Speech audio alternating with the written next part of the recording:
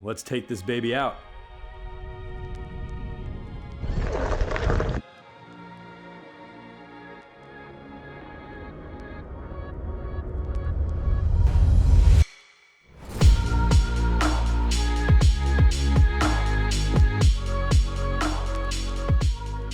This is kind of a different style of video for me, but I am so pumped. I've been getting a little bit kind of bored of traditional methods of transportation. So, you know, it's about time that I got one of these. This is a OneWheel Pint.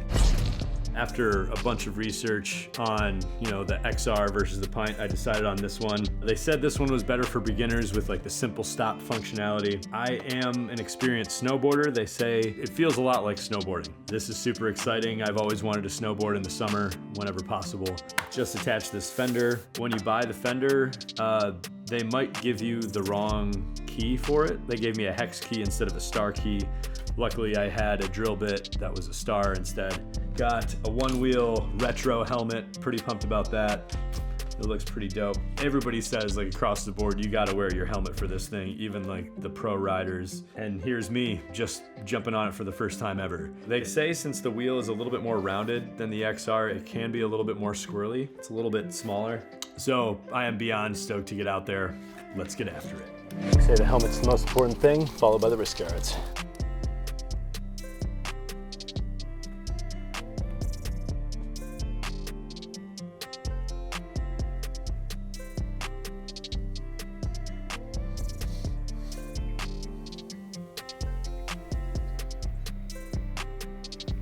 Oh man, it is a lot easier once you get up a little bit of speed. Probably going 4 or 5. Trying out this wild new thing. All right, feeling pretty good so far. I'm actually starting out, you know, faster than I expected, working on these tight turns, you know.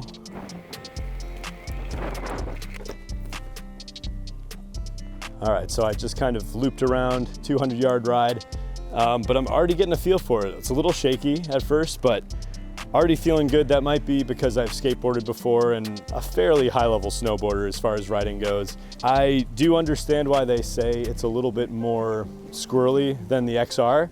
I've never tried an XR though. This is my first time on any sort of electric one wheel or any electric skateboard of any kind.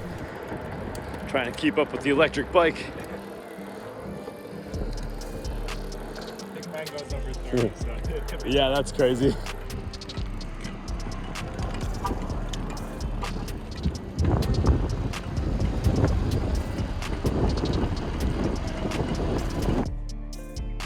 So 2 weeks in with the Pint and I'm feeling amazingly comfortable on it. Did not expect it to happen this quickly.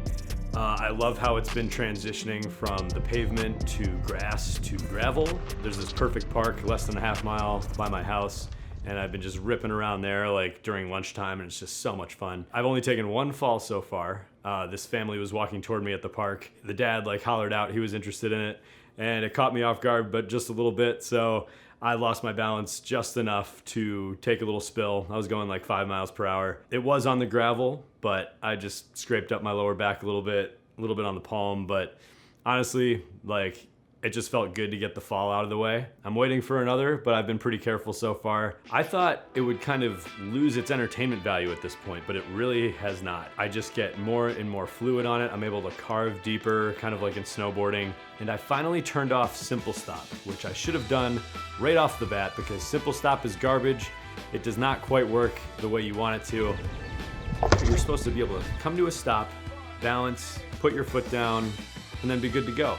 It sort of does that, but you come to a stop, you put your foot down, you think quickly enough, but then it still wants to move on you just a little bit so that you slip and just barely catch yourself. The heel method though is just how it should be. Like, you pick up your heel when you're at a stop, you hear the motor cut out and you just put your foot down. There's no extra movement. It doesn't try to take off on you at the weirdest time. So maybe your first couple rides, get used to Simple Stop and then see if it works for you. But I progressively got worse at Simple Stop as I got more comfortable with the rest of the board. It's just a strange thing.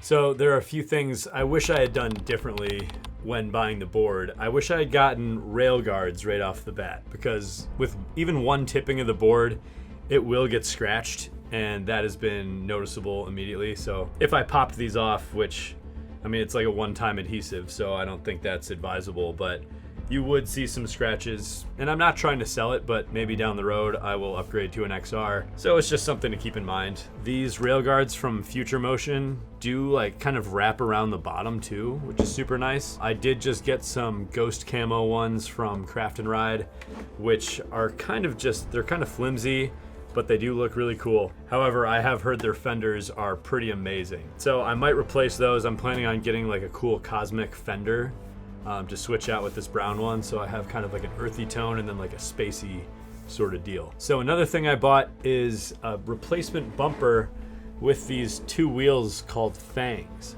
that might stop you from nosediving if you are accidentally or intentionally disrespecting the pushback of the board at around 16 miles an hour. Actually, for me, it's kind of started to push back at 14.8 to 15.3 miles per hour. Not sure why it does that, but it's being extra safe. Maybe because every other Reddit post is about somebody pushing their XR too fast and then they nosedove.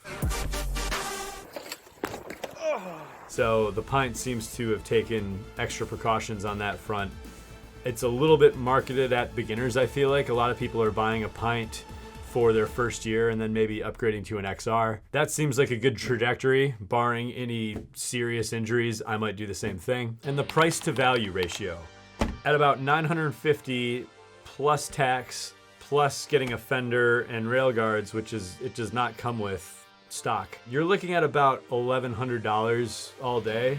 Which for me, I mean, I had just sold my used car, a 2011 Volkswagen GTI. Having put away that $8,200, I was ready to get something fun. Living in a city that's kind of walkable, I'm like half a mile from my downtown. This is perfect. You get 6 to 8 miles of range on the Pint. So if you're within 3 miles of a downtown area, I just think this is a great option for just having fun as you're getting places. You can put this under a restaurant table and nobody bats an eyelash. They're kind of interested in it. It really is just floating. It is snowboarding during the summer. There's no better way to put it. As I said earlier, the way it glides on grass, gravel, even hopping curbs is pretty nuts. So I was riding a little bit downtown in my city of Ferndale, and these two guys found me on the OneWheel map. So if you open the OneWheel app, there's a little map section of it. And you can see other OneWheels that are turned on and out and about. I can talk to other car beds. I think you can opt out of that, if you're worried about security reasons. And these guys were like, you should join the OneWheel Detroit group. And I was like, oh, that's a thing. Okay, cool.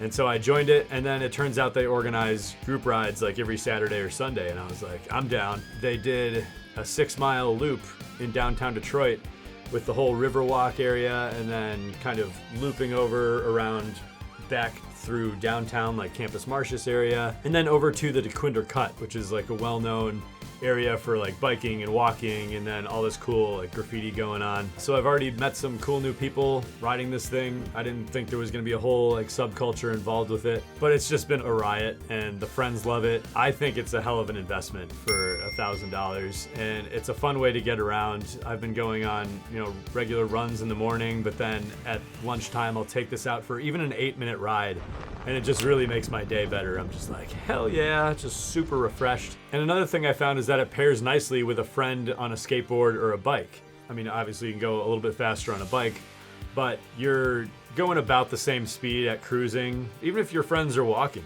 you can kind of cruise about that speed and just trade off. So after about 1 month, Wheelio Estevez and I have hit 88 miles. Anyway, thank you all for watching. I had a blast with this one. I will see you next time.